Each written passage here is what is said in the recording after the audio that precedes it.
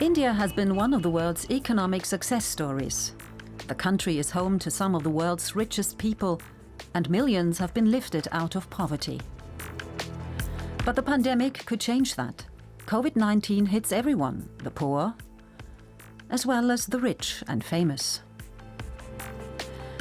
With the world's third highest number of confirmed COVID-19 cases, more than 2 million, experts are warning of rising poverty. At the same time, India cannot afford another lockdown, leaving the country between a rock and a hard place. Welcome to your COVID-19 special here on DW News. I'm Monica Jones in Berlin. Good to have you with us. So, India is in focus today. It, of course, is one of the most populated countries in the world and one of the hardest hit by the coronavirus pandemic. The country's strict lockdown may have saved many lives, but it also robbed many of their livelihoods. And that's where two teenagers from Delhi come in. As early as March, they set up a national hotline to direct food and medicine to people in need, helping some 70,000 to date. And demand for aid is not ebbing away. How many people? 7 people. Seven people and two families in Okla.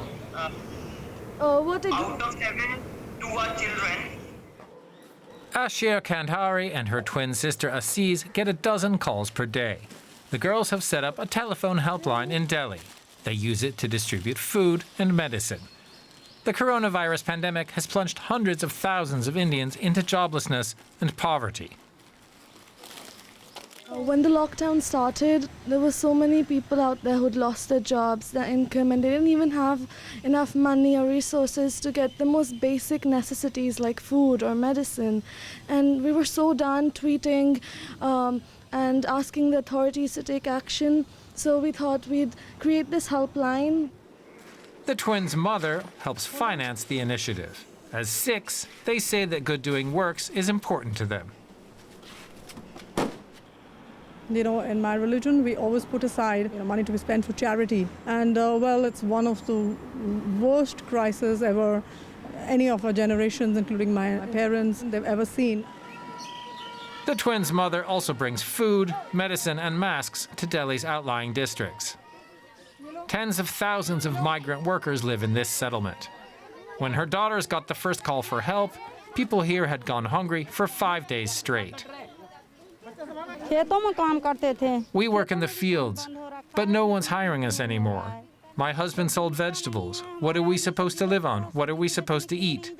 The schools are closed. We can't send our children to class anymore.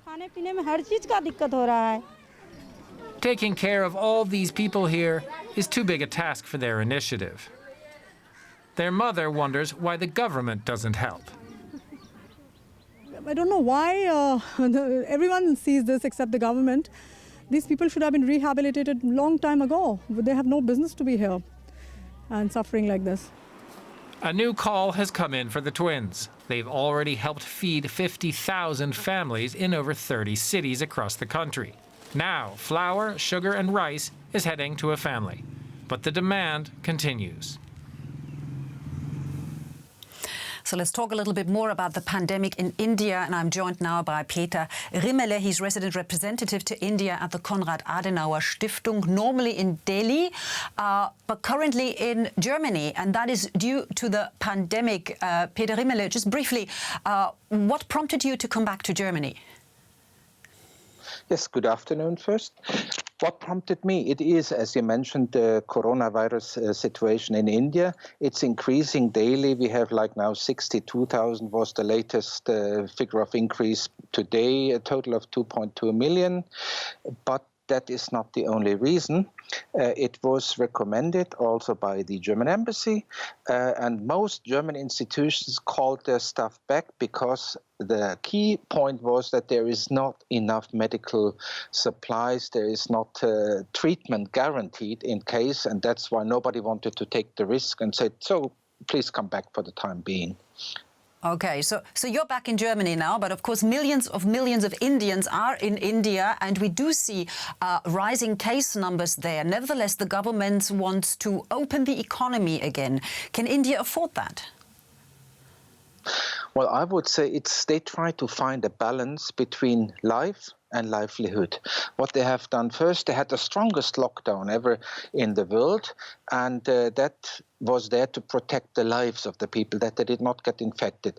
The consequence was that many lost their jobs, especially the migrant workers, and had no income, and their livelihood was taken away. So they are opening, yes, on the one side. On the other side, they are doing lockdowns in selected areas where you have lots of infected people.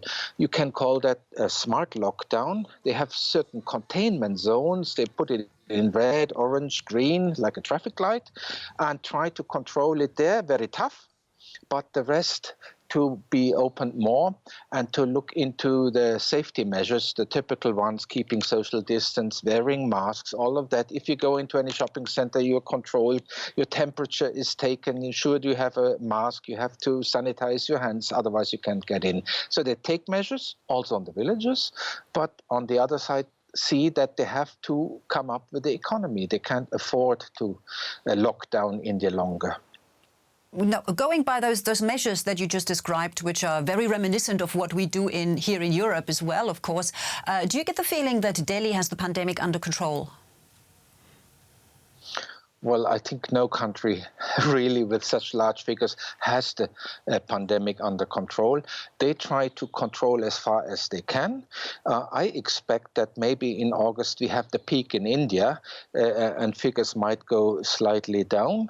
You also have the government influencing the countryside because the migrant workers, that is the thing, took the infections from the cities when they went back to their villages, but you have strong control mechanisms in the villages too, where they very much listen to the elders, and the elders are advised to enforce those social measures and those hygiene measures, what I have mentioned.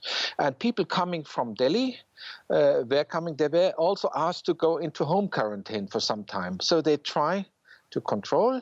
The government also tries to have financial measures for those who are affected of it. That starts from food packages for those who were on the way, but it's also that like the bankruptcy law has been suspended, tax payments have been suspended, all other things. So they try to ease the situation for those who have a financial burden out of the situation. All right. Peter Riemele, resident representative to India at the Konrad Adenauer Stiftung, currently here in Germany, but talking about the pandemic in India. Thank you so much for your time. And of course, so a lot of measures are in place, but do they reach everyone? Well, not necessarily. As so often, the crisis is proving hardest for those already living at the margins of society, like the street kids in Delhi. 15-year-old Rustam sometimes likes to watch TV in this dimly lit room he calls home, which he shares with some 50 people. This room is one of the many shelters that houses countless homeless families like his own who live on the streets. Many such families were given space in these shelters after the nationwide lockdown was announced to curb the spread of COVID-19. Many, though, are still out on the streets. With his father in poor health, it has fallen on Rustam, the oldest of all siblings, to earn for the whole family. Before the lockdown, Rustam, like other street children, did odd jobs to support his family after going to a nearby local school. Before the lockdown, I used to go for rack picking at the railway station. After that, I sold tea at a nearby park. I also sold toys and corn cobs. Later, I started selling water bottles and cold drinks. The children may face many problems. For example, they can be pushed into bonded labor situation.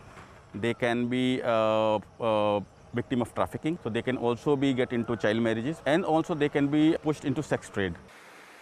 The same age as Rustam, Payal used to go rack picking to a nearby railway station to help earn for her family before the lockdown. For young girls of homeless families, a rare shot at education also takes a back seat as domestic responsibilities take over. Payal dropped out of school to help out her family after her brother passed away. Though she got enrolled in an open learning program, she does not have regular access to books and stationery. Sometimes she has to step out and beg for money. We can take them to the open shelter or to children home, but ultimately, unless there is a livelihood protection of these families, unless there is nutrition, unless there's medical treatment, unless there's some form of cash in their hands, these children by and large will continue to see on the streets. For these street children, the future holds no certainty, and the current situation in the country has made matters worse for them. Now, there are many more aspects to this pandemic, and it's time for your questions now. Here's our science correspondent, Derek Williams. Will vaccines work for young children or be tailored for adults? This question addresses one of the reasons why it's a good thing to have so many different teams working on so many different vaccines. There's a widely acknowledged problem with testing, not only vaccines, but new therapies in general, which is that early trials in particular are usually conducted on groups of healthy adults under 65. And of course, they aren't the people who need it most.